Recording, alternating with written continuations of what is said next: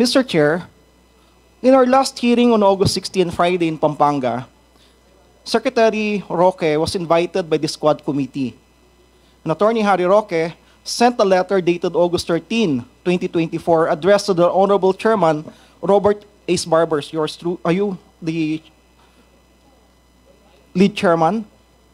Informing Chair Barbers that he will not be able to participate in the said meeting due to a conflict with the previously scheduled court hearing before the Regional Trial Court of Manila on 16 August 2024, the same date of our Quad Committee hearing. I have here a copy of that particular letter.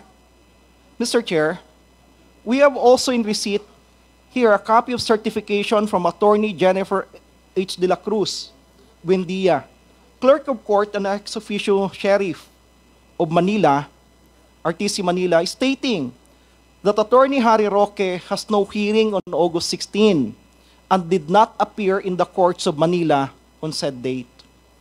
Mr. Chair, I hate to say it, but clearly, Attorney Harry Roque, our former secretary, and my former professor, law professor, lied to this committee. And that amounts actually to disrespect on the members of the committee, which is contemptible under Section 11E of the Rules of the House of Representatives on inquiries in aid of legislation. I therefore move, Mr. Chair, that Attorney Harry Roque be cited for contempt for disrespecting the members of this committee when he lied in order to evade attending the hearing of this committee where he was invited. So move, Mr. Chair. It was an honest mistake, Your Honor. I have also been a member of this chamber. We don't hold hearings on Fridays. So when I saw the notice of hearing, I assumed that just like the first and the second hearing where I attended, that it would be on a Thursday. And that is true, that I had a hearing both in the morning and in the afternoon. And that is why I sent that letter. By the time I realized that it was a Friday and there was in fact a hearing, it was also close already to lunchtime, and the hearing was in Pampanga.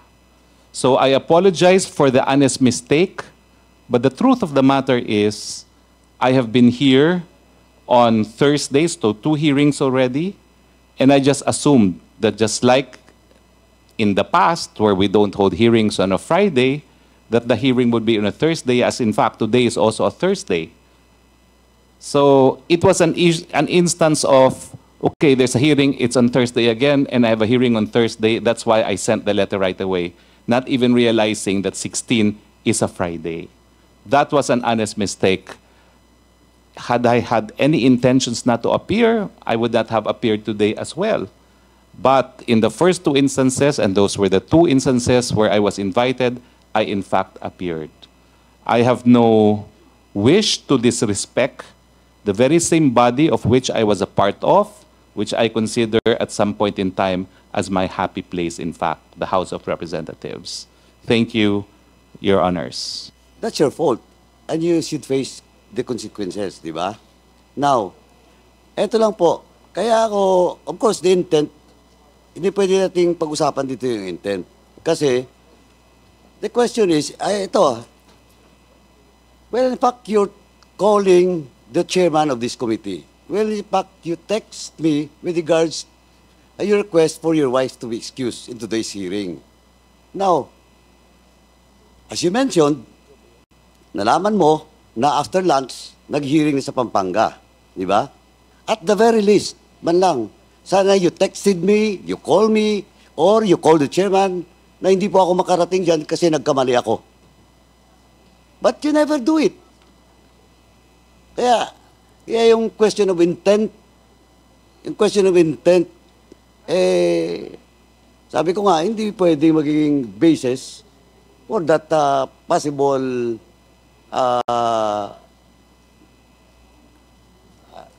contempt, no? Na minove ni Congressman Ronzalo. Kaya ako, ang ano ko lang dito is supposedly, at the very least, again, you have texted or called us. If not me, you called Chairman Abante. Well, in fact, on that request, you called Chairman Barbers. But you never do it. So ako, Mr. Chairman, I join the motion of the first motion of Congressman Salo. Thank you, Mr. Chairman. To most of the members of the committee, lying before this committee after you took an oath is a contemptible act in the committee. Therefore, following as well the arguments raised by other members, the motion that we will decide is a motion to cite Attorney Harry Roque in contempt, which comes with it the penalty of a detention in the detention facility of the House of Representatives. Motion of Congressman Ron Salo to cite Attorney Harry Roque in contempt is now approved. In consideration of the fact that the resource person, former Secretary Harry Roque, is my former law professor, fellow Kabayan Party List representative, and a former member of this House of Representatives. And in consideration also of his claim for honest mistake, and of course, the apologies that he has given to this committee. And finally, in consideration of personal relations, as you has mentioned a while ago that he was my ninong, respectfully move, Mr. Chair, that the penalty be given be shortened to the barest minimum, which is just 1 day or 24 hours, Mr. Chair. Second motion, Mr. Chair. There is a motion, Second motion, duly Mr. Chair. seconded, to impose a penalty of 24 hours to our resource person, Attorney Harry Roque. Hearing no objection, the motion is carried.